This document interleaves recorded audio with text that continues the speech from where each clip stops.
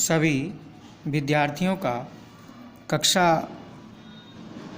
हिंदी की कक्षा में स्वागत है। आज का हमारा विषय है रस। सबसे पहले हम रस पढ़ेंगे। रस किसे कहते हैं? रस सामान्य अर्थ में बच्चों, सामान्य अर्थ में रस का अर्थ है स्वाद। जो किसी स्वाद मतलब जैसे आप समझते हैं ये चीज़ बड़ी स्वादिष्ट है, रसीली है। रस का मतलब होता है स्वाद। लेकिन साहित्य के क्षेत्र में रस का तात्पर्य अलग है। किसी कविता के क्या तात्पर्य है रस का?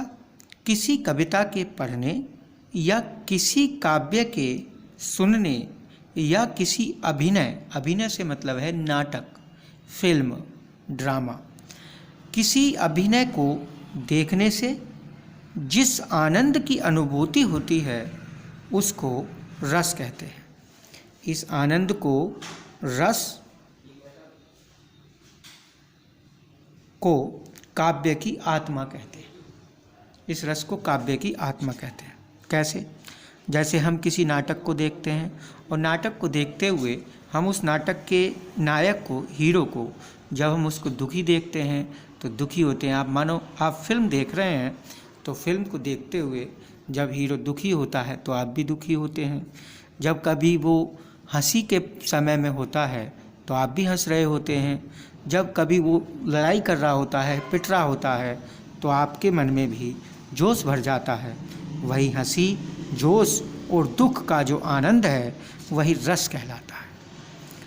नाट्यशास्त्र के आचार्यों ने रस के 4 अंग वर्णित किए हैं। मतलब जो नाट्यशास्त्र भरत मुनि के द्वारा लिखा हुआ संस्कृत का एक ग्रंथ है, उस नाट्यशास्त्र में रस के 4 अंग बताए गए हैं। यानी उन 4 अंगों की सहायता से, उन 4 अंगों को मिलाकर के एक पूरे संपूर्ण रस की निष्पत्ति होती है, यानी एक संपूर्ण रस बनता है। वो 4 अंग कौन कौन से हैं? उनमें सबसे पहले है स्थायी भाव। सबसे पहले क्या है? स्थायी भाव है। स्थायी का अर्थ है हर समय रहने वाला, यानी स्थिर रहने वाला। यानी ऐसे भाव जो व्यक्ति के मन में, हृदय में हर समय उपस्थित रहते हैं। कुछ भाव ऐसे होते हैं जो हमारे मन में हर समय, सोते हुए, जागते, मतलब सोते, जागते, उठते, बैठते, हर समय को भाव हमारे मन में उपस्थित रहते हैं। चाहे वो मतलब सोते हुए हों या जागते, मतलब जागृत अवस्था में हो या सुप्त अवस्था में, ऐसे भाव उपस्थित रहते हैं और वो अपने उचित अवसर मिलते ही प्रकट हो जाते हैं। यानी जिस भाव जैसे होते हैं उनमें जिस रस का भी उचित, जब भी उन्हें उचित समय मिलता है, जैसे ही उनसे संबंधित प्रक्रियाएं घटित होती हैं, घटनाएं घटित होती हैं, तो हृदय में वो भाव जागृत हो जाते हैं और वह हमारे हृदय को प्रभावित करते हैं। विभाव, अनुभाव और संचारी भाव द्वारा परिपक्व होकर वह व्यक्ति को आनंद की प्राप्ति कराते हैं। आनंद की प्राप्ति कराते हैं। इसी को रस की निष्पत्ति कहते हैं। इसी को रस की निष्पत्ति कहते हैं। मतलब हमारे मन में हर समय ये भाव रहते हैं, लेकिन जैसे ही हम जागृत अवस्था में नहीं, सुप्त अवस्था में, ये शांत अवस्था में रहते हैं, जैसे ही हम किसी उनसे संबंधित किसी घटना को देखते हैं, जैसे हमें कोई चुटकुला सुना दे तो हमारे मन में हंसी का भाव जागृत हो जाएगा। जैसे कोई हम सुंदर चीज़ देख लें तो हमारे मन में उसके प्रति प्रेम का भाव जागृत हो जाएगा। हम भजन सुनने लगें तो हमारे मन में भगवान के प्रति भक्ति जागृत हो जाएगी। हम कोई देश प्रेम का गीत पढ़ने लगें, हमारे मन में वीरता की या देश प्रेम की भावना जागृत हो जाएगी। और इसी तरह से कोई हम घृणित चीज़ देख लें, यानी कोई बेकार सड़ी हुई चीज़ ऐसे कुछ देख लें तो हमारे मन में घृणा का भाव जागृत हो जाएगा। ये समय, ये भाव, इनकी संख्या 11 निर्धारित की गई है। मतलब ये इनकी संख्या है, जो स्थायी भाव जो मन में स्थिर हमेशा रहते हैं उनकी संख्या 11 है। 11 संख्या में 11 हैं वो, ये आप देख सकते हैं कौन कौन से हैं। सबसे पहले आता है रति या प्रेम। प्रेम या रति एक ही बात है। और उससे संबंधित जो रस होता है वो श्रृंगार रस होता है।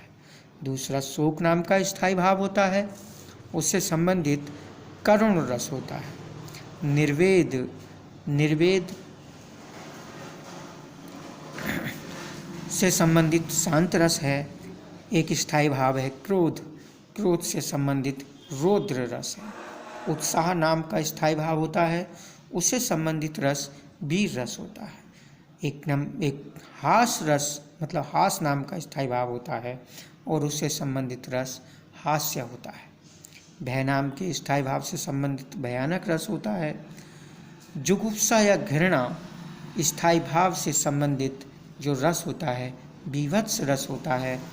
विस्मय या आश्चर्य से संबंधित स्थायी भाव से संबंधित जो रस होता है वो अद्भुत रस होता है। वात्सल्य या स्नेह, ये एक ही चीज़ है। वत्सलता यानी वत्सलता का मतलब होता है अपने से छोटे बच्चों के प्रति प्रेम, वत्सलता कहलाता है। तो उससे संबंधित रस वात्सल्य रस कहलाता है।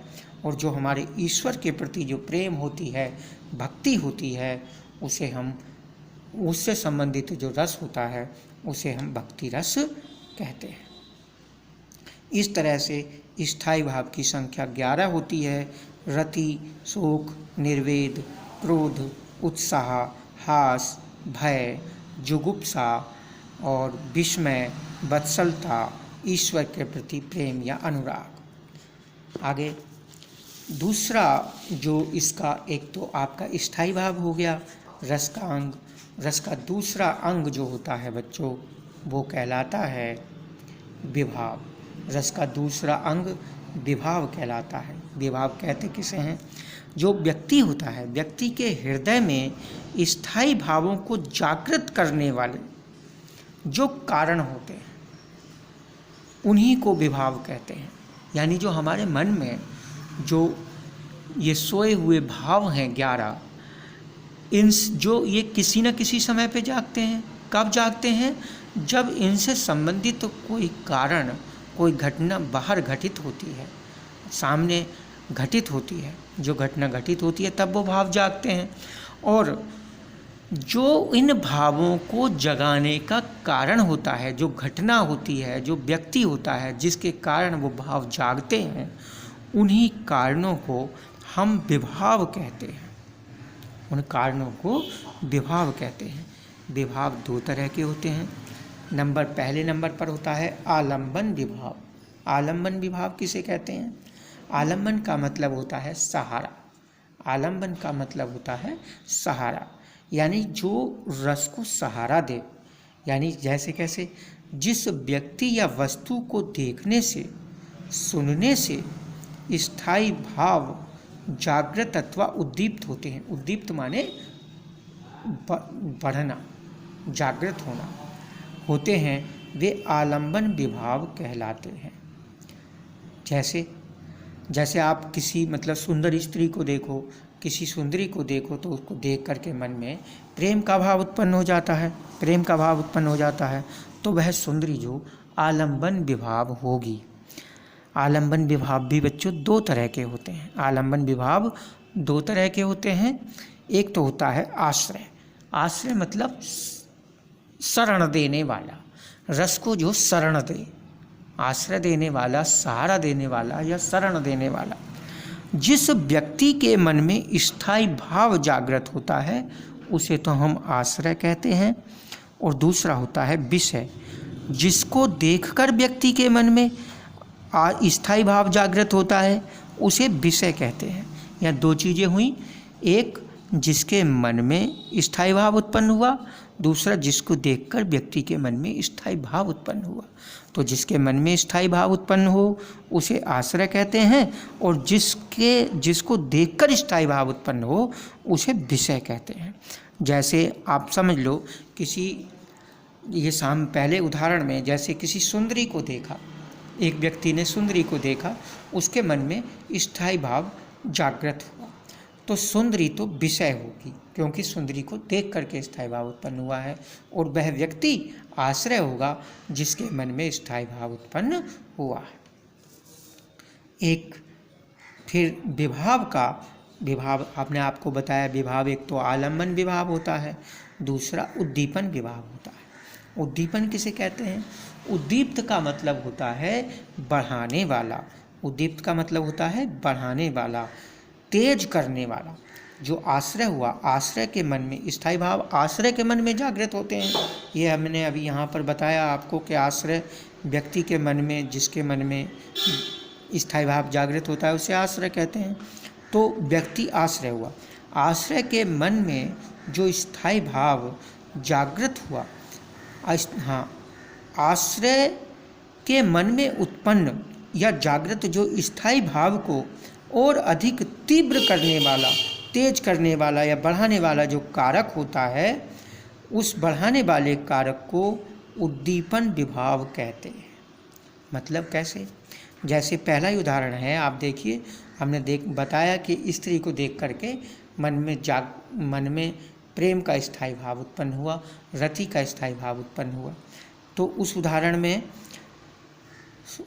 जब स्त्री को देख करके प्रेम का स्थायी भाव तो उत्पन्न हो गया, लेकिन जब उस सुंदरी की या उस स्त्री की चंचल दृष्टि को मतलब क्या कर रही है, सुंदर स्त्री अपनी चंचल दृष्टि से देख रही है, मंद मंद गति से आगे बढ़ रही है, उससे आश्रय के मन में जो रति नाम का स्थायी भाव है, यानी जो उसकी एक्टिविटीज़ हैं, जो उसकी क्रियाएं हैं, उसको देख करके स्थायी भाव और अधिक बढ़ जाता है, तीव्र हो जाता है। मतलब जो भी क्रियाएं हैं, जो स्त्री जो सुंदरी जो क्रियाएं कर रही है, उनको देख करके व्यक्ति के मन में जो स्थायी भाव उत्पन्न हो जाता है, उत्पन्न हुआ स्थायी भाव जो है वो और अधिक तीव्रता की ओर ले जाता है, यानी और अधिक बढ़ जाता है। इसीलिए जो वो कारक हैं उसका तिरछी दृष्टि से देखना, या उसका धीरे से मुस्कुराना, स्त्री का धीरे से मुस्कुराना, तो वो स्थायी भाव उद्दीपन विभाव कहलाता है। यह ऐसा जो विभाव है जो बढ़ाता है, उसको हम उद्दीपन विभाव कहते हैं। आज हम इतना ही पढ़ाएंगे, बाकी कल को जो प्रतिदिन अब हम आपको इसी तरह थोड़ा थोड़ा आगे बताते रहेंगे। और आपसे यही निवेदन है कि जो हम बताते रहें आपको, उसे आपको क्या करना है, उसके आपको जिस तरह से हमने ये नोट्स तैयार किए हैं, आपको भी नोट्स तैयार करने हैं और अपनी एक कॉपी बनानी है। इस तरह से आप इन्हें वीडियोस जो हम आपको दे रहे हैं, आप इन वीडियोस को देखें, समझें, और इसके बाद इन नोट्स को भी हम आपको फॉरवर्ड करेंगे। उन्हीं को आप आगे उनसे अपनी आप एक कॉपी बना लें और अपना कार्य करें। धन्यवाद।